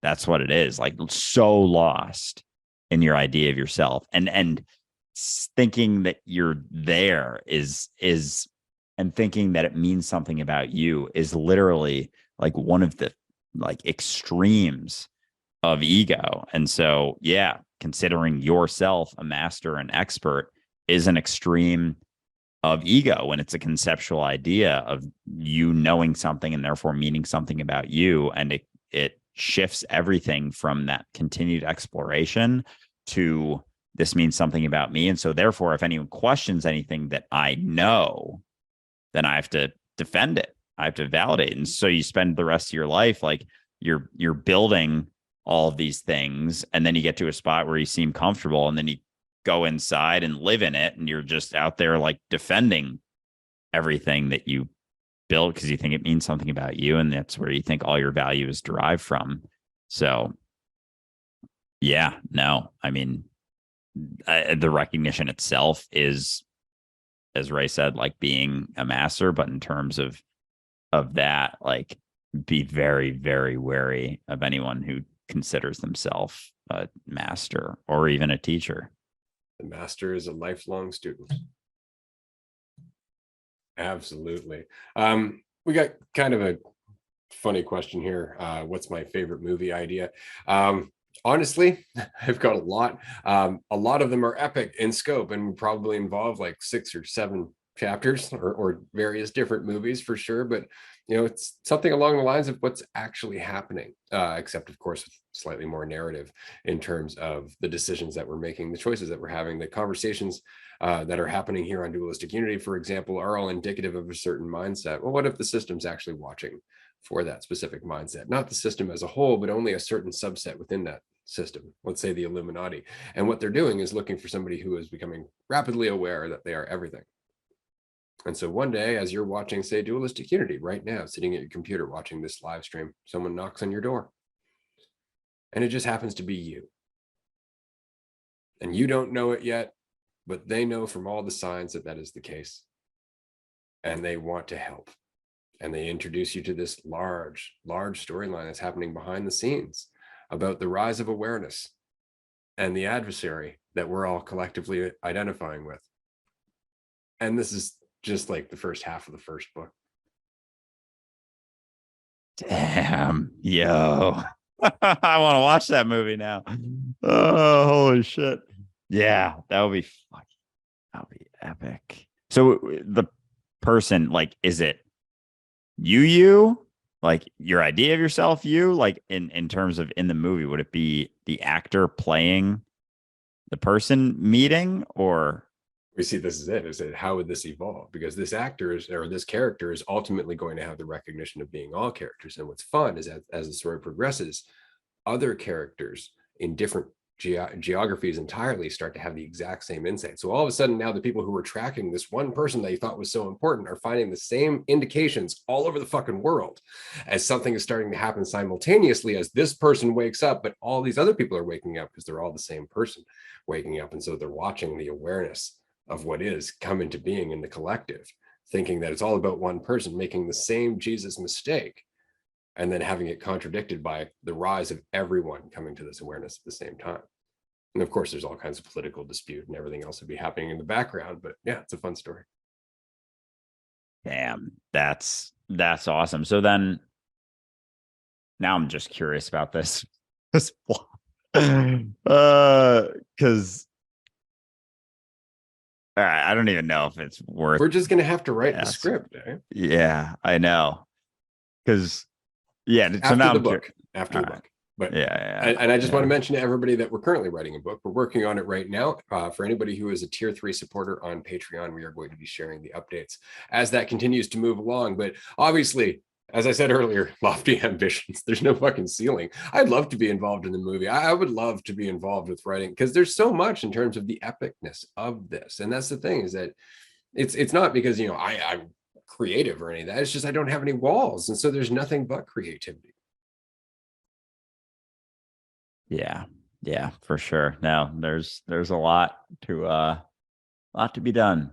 I For watch sure. this. A lot of potential. Someone's going to try and rip off the idea and they're totally going to shit the bed. All right. Blaming you, Warner Brothers. Oh man. All right. We Next question. Up for another. I just wanted to say thanks for that one, by the way. That was fun. Yes, that was awesome. Okay. Why do you think people refuse to look at quote unquote God outside of their own beliefs / thoughts? Responsibility. Yeah, pretty much it. Like, yeah, and fear, concern, unwillingness to question what they hold on to as truth. Like, we cling to our certainties, thinking that if that domino falls of that being wrong, then everything else is back on the table. And so it's like we have this massive load of shit that we're just like keeping up, and you know, we're afraid of one little part breaking open, so we keep patching it up and it keeps getting bigger, and as opposed to just letting it go and dealing with the repercussions of that, we're just like, no, there's definitely a God looking over us and this is all part of his plan, and you know, that's it. And it is just responsibility. We just want to keep kicking the can down the road is really what it comes down to. And I've thought about that for years. Like, I've thought about it. Like, I don't say that with any degree of, like, you know, nonchalant attitude. I'm not being facetious. That really is it. We just don't want it to be us. At the end of the day, we just don't want it to be us. And so we don't want to actually do the work on our own to figure out what the fuck this is. Right. So we just keep looking around for people who have the right answer. Admittedly, half the people listening to this are probably doing the same fucking thing. We don't have it. We don't have the answer. You're the answer. And that's the whole point. There's no conceptual answer. Okay, it's just ongoing process. That's all it is. And once you embrace it and get into it, that's where your freedom is. At the end of the day. And it's frustrating for the simple fact that I would love for there to be a simple answer. that would get this across. I would love it to be that easy, but it's not, because it's that much. Because it's that much. And when we're talking about God, when we're talking about the fact that just even trying to imagine the fact that both of my eyeballs, for example, are looking at two different things from the same mind. It's difficult to wrap your mind around. So imagine 1 billion, 7 billion, 8 billion eyeballs all revolving from the same mind. Immediately our brain just goes, what? And we give up. And that's it. We just give up. We're just like, that's a lot. What's on TV? Right? And that's the reason we're just like, well, I'll turn to religion. I'll turn to Christianity. I'll turn to Islam. I'll turn to Buddhism. I'll turn to any structure that makes it so I don't have to think about whatever the fuck Ray just said. Exactly. It really does just play out like that. A lot to ponder, a lot to question. It's a little too much. I'm gonna go back to this now. I'm gonna go back to this. They make me feel better. And it's funny. Like I had someone who, oh, it's crazy to see. I know you've seen lots of this, but people who are in a spot of questioning and wondering, and then they go through an experience. This person in particular smoked weed, and they were just, that uncertainty, that rawness of that uncertainty was shown to them, and now they fucking ran back to believing in God, and they're all about like, oh, God is it's got to be God, and they unfollowed me on social media, and it was someone who was like creator, who we had gone back and forth in the past, and yeah, like they just ran back to just something that created a cessation of the discomfort, and and now it's like, they share stuff that's all about them building themselves. They just got a nice new Mercedes car, and like, see, praise Jesus, too can be possible if you just do what I do. It's like, oh yeah, it's so fucking interesting. Well, when I think what would Jesus do, I immediately think Mercedes. Exactly. But it's funny because like I don't even know if they're religious. They just like ran back to, oh, there is he, there is God, there is the Almighty, and looking down on me. And it's so fucking pathetic, honestly. I'm terrified, man. That's all it is, really. It's just like, God, there's got to be, because otherwise it's just uncertainty. It's funny. People would actually cling to a fiction rather than just accept they don't fucking know. Right? Like, that's really all it is. It's just like, this feels really uncomfortable. Someone tell me what to think. And somebody is always willing to do that for their own reasons. They're always willing to do that for their own reasons, which is why, again, I like Marie's idea of alternative schooling for younger kids, because it's not about teaching them what to think. It's about giving them opportunities to figure out how to think. Right? It's about giving them opportunities to show us what intelligence is, rather than us coming from confusion trying to dictate it to them. Changes the perspective, but this means that we have to wake the fuck up and recognize that we're full of shit. Exactly. All right. It looks like we have a question in the chat. Is there a point where your ego no longer is a recurring wall that distances you from your awareness? I guess it comes down to the fact that your ego is not actually a wall. It's your overcommitment to it as truth that more or less creates the wall moment to moment to moment. Because otherwise it's just, again, the perception of division. Right? But once you take that perception as truth, it becomes a self-concept. That's where things get tricky. But if you can, live in the gap before that comes into being, then yeah, your ego doesn't stop you from accessing your awareness at all. Yeah, it's like, because you can perceive a division without the experience meaning something about a fiction of you, right? And so there can be that perception of division with which your ego allows for, because that's all it is just perception of division. It's just the degree to which you take it as being the truth of what you are. And so, yeah, it's like we're asking the wrong questions about it, thinking that the ego is something to be overcome. Like the ego is something to be destroyed or like obliterated, or let me take this ego and attach a bomb to it and fucking blow that fucker up. It's like, okay, and then what? And then you're still you here now. So it's not the destruction of it, it's the shifting of how you see it. It's the shifting of how attached and invested in that dictating your value you are. So it's not a obliteration of it at all, because like you're still you here now. Say you obliterate your ego, you have an ego death. And then you attach to the story of having an ego death and thinking that it means something about you, and it makes you feel better than other people because you had an ego death, and that's the most egotistical thing you can ever do, which is funny how that's able to come around in that way. So like if you think of that experience of obliterating your ego, like what comes next? Well, you're still you here now. And if you're maintaining a idea that your value is derived from anything that happens, you're still maintaining a limited perception of yourself. And so you can go through the experience without the weight of how much attachment goes into perceiving yourself as something that's inherently separate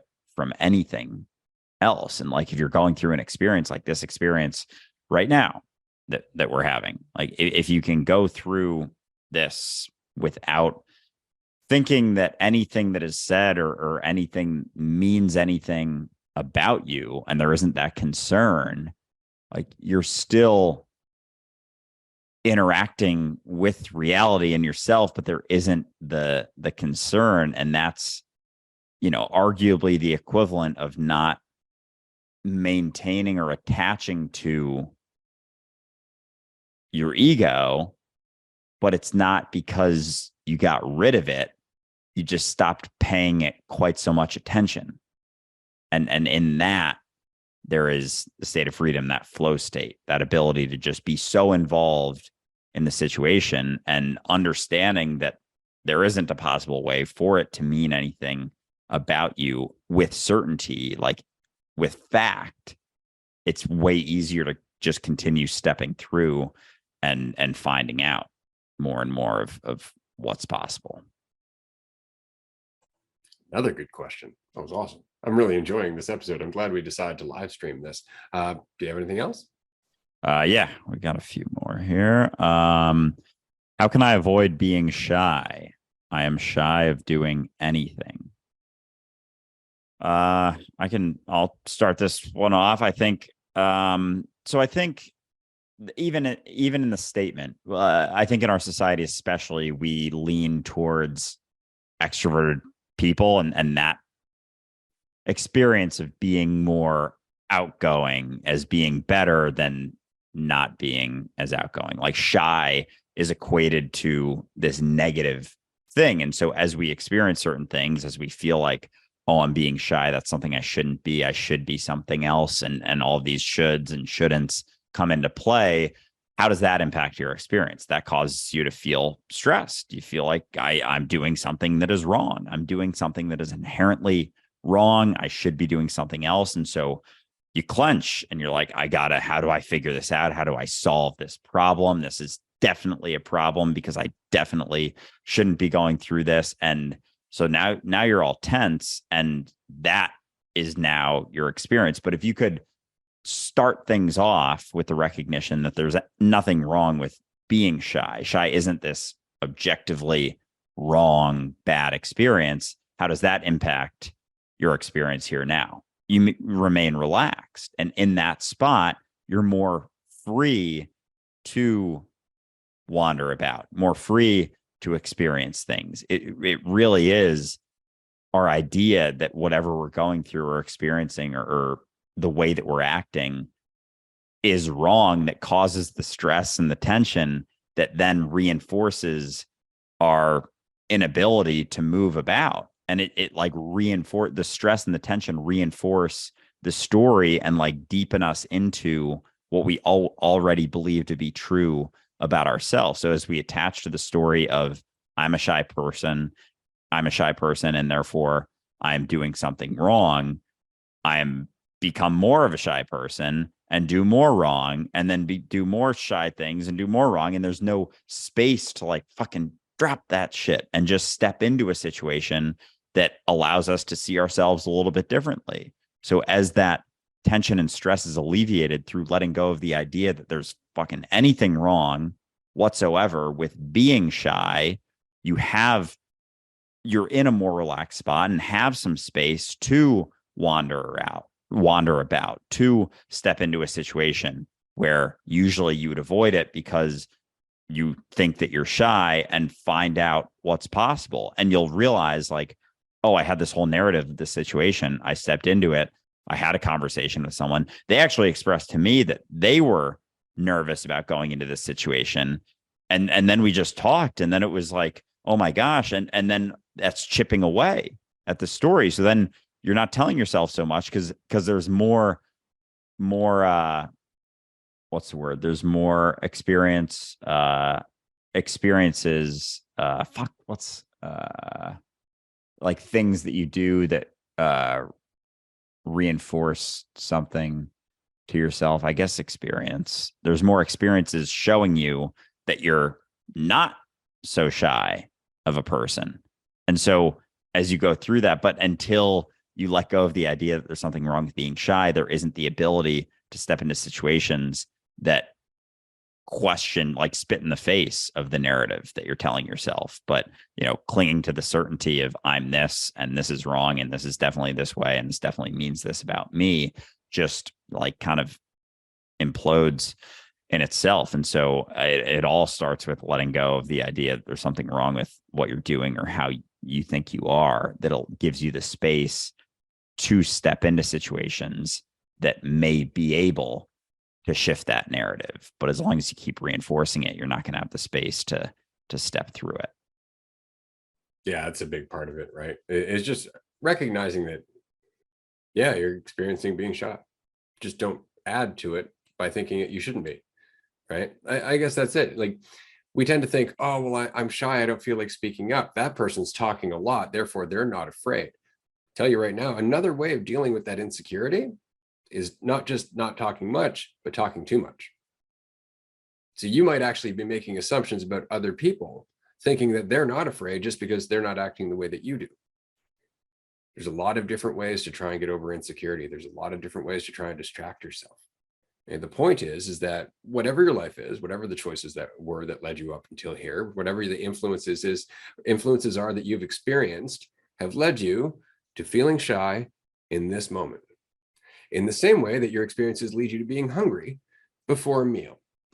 You don't resist the hunger and judge yourself for not eating sooner, right? So why resist being shy and judge yourself for experiencing it when it's going to take you to the next lesson that is ultimately going to help you feel more fulfilled? You got to go through it.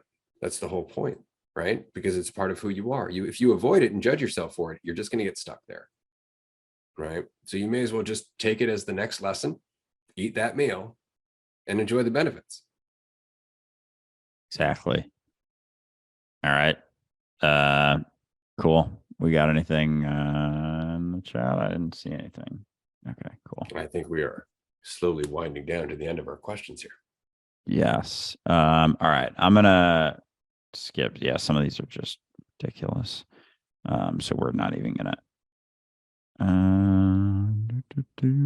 All right. Here's an interesting one. I started developing paranoia from weed. Also, my mom has schizophrenia. Doctors told me if I continue smoking, it's very likely I'll also get schizophrenia. Do you think that's accurate? I think, as with all mental health, it comes down to awareness and responsibility, as well as overindulgence or overuse. I mean, the question is, why are you smoking weed? If you're smoking weed as an escape from your life, then ultimately you're not doing your mental health any benefits either, because irresponsibility is going to make it even harder to be sensitive to your emotional swings or the things that you're thinking. And so you're going to descend further and further into what people might call schizophrenia down the road, right? And so I think it just comes down to, like with everything, if it's purely habitual and made to make you feel better, avoid it. give yourself the time to actually gain some strength and find your peace within yourself. And when you're okay, then it's okay to do these things, but not if it's an escape. I think that's the biggest danger, because there you're reinforcing a strategy that you're using for the rest of your thoughts that will lead you to a consequence down the road, I think, is the only real thing. So as with everything, it's not necessarily the substance as the mentality that it's coming from, or the mentality that's using that substance, why, how often, for what purpose, and ultimately where you think that's going. But I wouldn't say that. See, that's the thing, like with all quote unquote professionals, there's always gray area. Anybody who's like, oh, it's absolutely going to happen that way, you don't have to trust that, because it comes down to you. You have far more power over your life than any professional will ever admit, because that would basically take away from how much of a professional they are. Well said. Yeah. I'm not going to add anything to that, so we can keep getting through questions. And I think you covered that very well. Thanks. Yes. You're welcome. Had that ego. I'm just kidding. Someone's gotta. Yeah, right. Fuck. Someone sent like a picture response. I don't even know if I'm gonna. Oh, it could actually be interesting. All right, I haven't fully read this, and it's fucking tiny text. But if you're always at the end of the path and there's no need to progress further along it or be anywhere other than you already are, how do you justify goal setting and wanting to get further along a certain endeavor, or planning to be somewhere or have something in life, saving money, home ownership, wife and kids? Do you want to start? So I'm not actually present, but how am I supposed to be present and still get all of the things that I want because I'm not present? Pretty much. We've answered this question a number of times.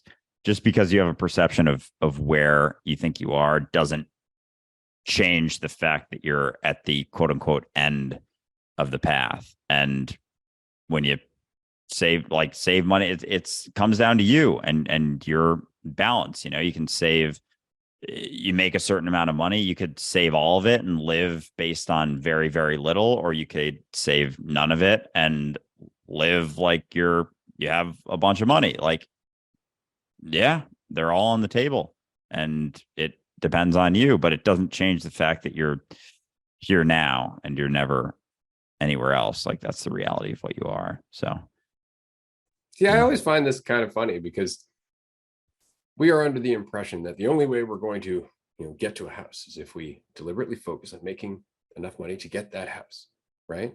Fact is that if you are making enough money to provide for all your needs, and you're working on yourself, that feeling of lack, so that way you have even less needs, then you're going to have excess money. And if excess money piles up over time, it ends up being what we would call savings.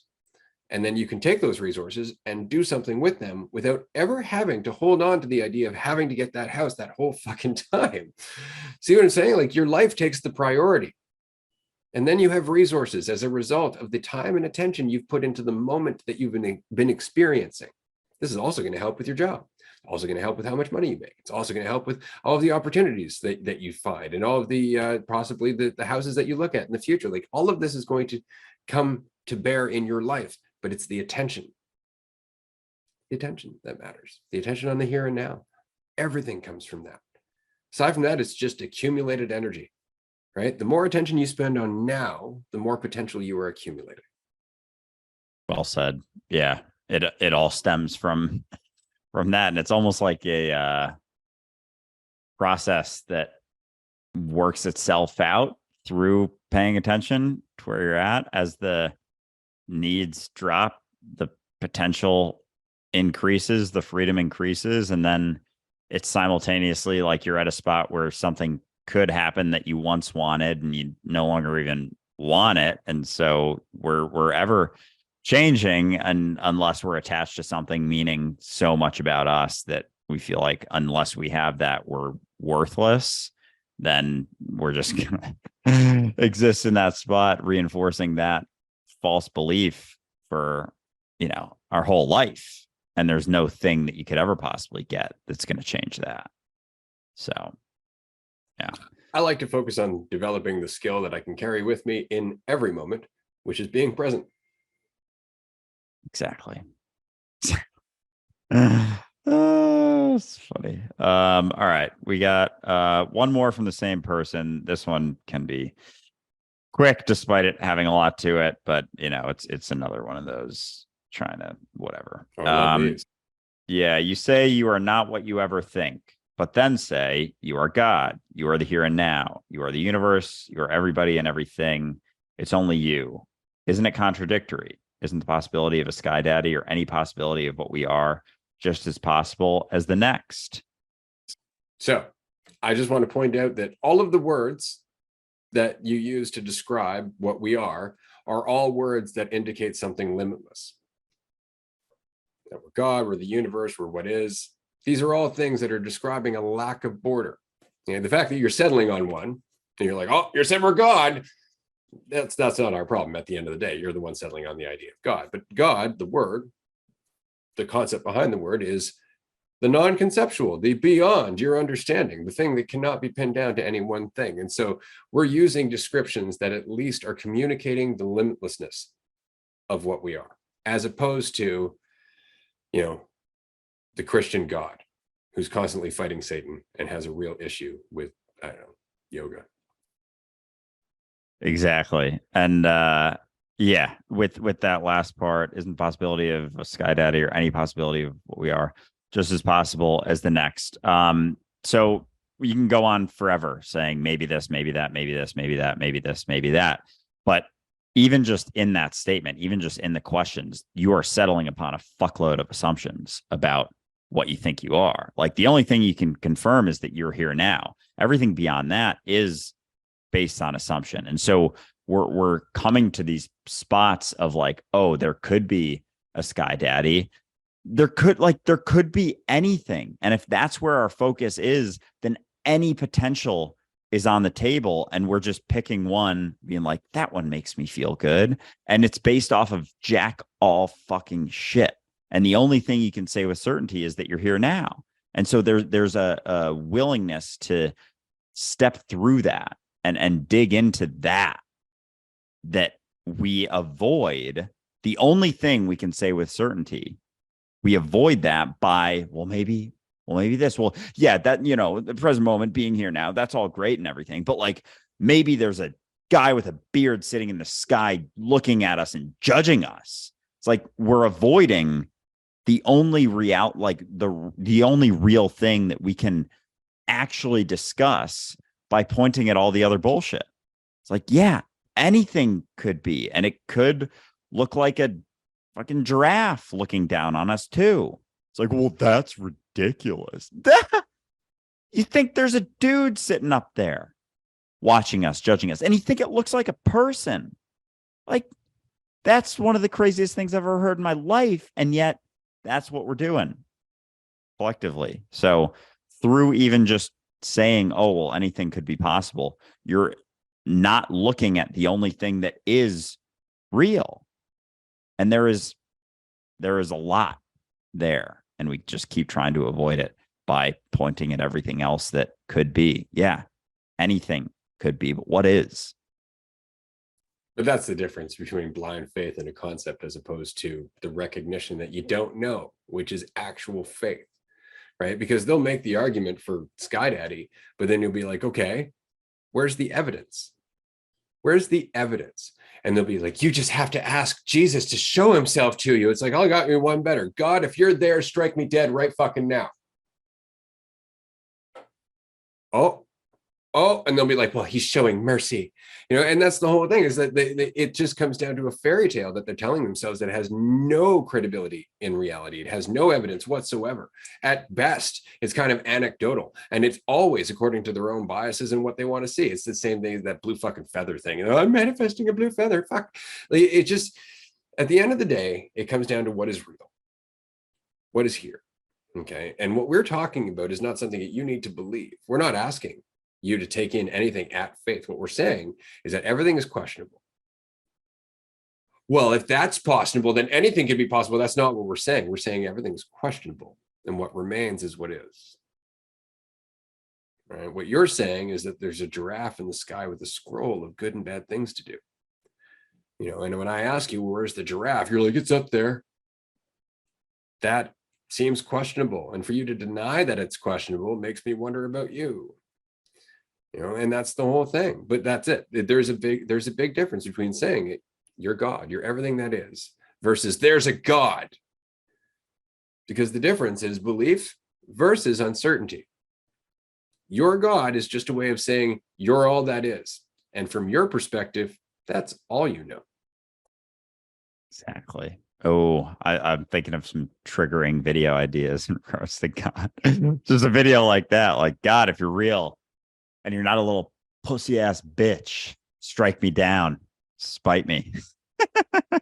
Just say like heinous things, like call God names and just see, oh God. Wait till Comments you've would run left Texas. wild. Yeah, true. I was thinking of doing that like out in this parking lot here outside my building. Someone's gonna like pull a gun out of their window. Be like, you can't say that. Like, oh boy. It's funny. But anyway, Hey yeah. man, I mean, this is the thing. Like there was a guy on TikTok, I loved this. Basically, he called out the witches of TikTok. He's like, go ahead, curse me. I dare you. Do it. So he got a lot of hate and nothing happened, obviously. And they're just like, well, obviously he's a warlock. He's using spells to counter our intentions. It's like, holy shit. Like it was really funny. But yeah, I firmly encourage you to do it. Absolutely. Because I mean, sure, you're probably going to get flagged for hate speech, but it's funny. Oh, I can just see how angry people would get just like from calling God names as if and that's where it comes from, like them defending this thing that's supposed to be all knowing and all powerful. It's like, why the fuck do you think it has to get defended by you? Like that seems super limited and insecure and like, oh, so sad. So sad that little bitch boy sitting up there has to get defended by you. I don't know. Like I'm feeling maybe at some point if I'm real riled up, I'll start doing that. But yeah, I don't know. We'll sit on it for a bit. We got 10 days in Colorado coming up. That's true. That is very true. They won't kill me for that there. No, not with a group of DU people around you. I mean, there's too many witnesses, right? Exactly. We got a quick question here. How do you guys define the ego? That's a great question. To me, again, the ego is not a thing so much as a strategy or habit, the habit of identifying with the divisive experience that you're having, because the division is basically the root of all of your experience, the perception of division. When you overcommit to that as truth, you create a self-image or a self-concept that you think is you, which is obviously more divided from what actually is, and that is your ego. And if you take it too seriously, it gets all fucked up. But aside from that, it's just a fun tool. Exactly. And we actually, in season 5, episode 1, directly answered that. And we have a YouTube video that is specifically that. It's a couple minutes. Yeah, if you find our YouTube, or if you're watching from YouTube, it's there. I think it's straight up called "What is the Ego?" From within the last couple of weeks, so it's pretty recent. But yeah, it's funny. Even like as you were saying that, I was thinking if you started identifying, which people do, like they identify with a team, with a belief, with a certain thing, but like, and just how much fucking how difficult it would be. Like imagine you started identifying not just with you, but with your whole family. Like you have, siblings, parents, like how much more difficult would your experience be if you started identifying as that? Because all of a sudden you have to be watching over all of that and like how everyone's perceiving that and how everyone's acting within the family. And like, there's so much stress that would go with that. There's so much desire for control and certainty that isn't a possibility. You can't get there, but we try. And that, when you point it out like that, like identifying with a group, or be it a small group or a big group, and thinking that how they act means something about you, like it so obviously would just fuck your experience so hard. Like it would be diminish your experience to such a degree that you would give that up pretty quick. And yet we do that for ourselves. We maintain an idea that we have to defend and we have to, act in a certain way. So we're seen in a certain way. And that's equally as ridiculous as opposed to just dropping that and being like, well, yeah, I don't know how it's going to be perceived. There's no way for me to control how it's perceived. So I might as well just keep stepping through things in that uncertainty and keep expressing myself how I want to. Because it's absurd to do otherwise. It is actually absurd to do otherwise, to maintain a concern about how you're being perceived is a ridiculous thing to do. That's just commonplace. So funny because you're talking about how identifying with your family, and that was our history. That's why we had clan wars, right? Is that we would identify with our family name. I mean, shit, that's Romeo and Juliet, man. Like the Montagues and the Capulets. That was exactly it. They had expectations of what you were supposed to do or how you're supposed to behave as a member of that family. And it certainly wasn't dealing with that other family, right? And that's where all the pressure came. It's because they identified as the family rather than just being self-responsible and using their own brains. And this is the problem with mob rule, right? And the more of us are trying to think collectively as a group, the dumber we get, right? And so, I mean, it really just comes down to being an individual that is solely responsible and aware, and then finding a way to align with other responsible individuals. That's really all it is. But the more we identify with the group, the dumber we get. Oh, I had an insight about that, identifying with groups the other day.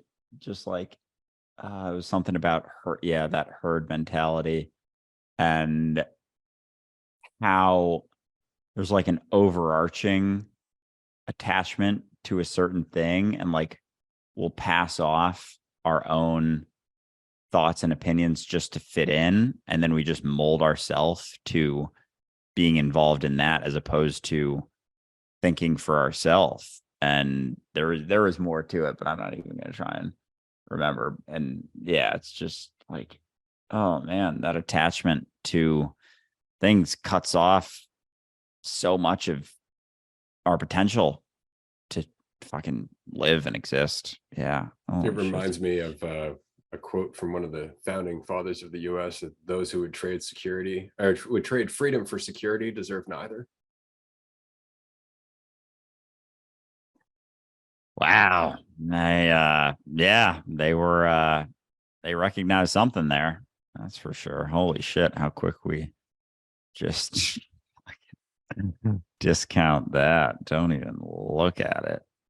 Because in our mentality, we can't recognize it, right? Like that's the thing. Like when we hear that, we're like, oh, freedom, right to bear arms, Bill of Rights. That's not freedom. That's not freedom. Freedom is you. Here, now, that's your freedom. That's why, those who are not willing to defend their rights have none. This is a maxim in law. This is actually something the law is based on. If you're not willing to defend your rights, you don't have any. Okay, so we all take the Bill of Rights. We're like, yes, these are guaranteed by God. No, they're guaranteed by the people who at one point took over everything under the threat of violence. And then they made a document to shut you up. Exactly. Oh, goodness. Madness. All right. I got one more reasonable question. A lot of silly ones. Just real quick to the reasonable one then. Yeah. You're not going to answer this, but let's try. Iceland or Finland? I've never been to either. I'd like to go to both at some point. And that's where I'll leave that. But the more reasonable thoughts on not pursuing a corporate job and just winging it, unconventional paths, etc. So yeah, the last part isn't a question, but it's just, I think, addition to that. All yours. This is your journey more recently than mine. Yeah.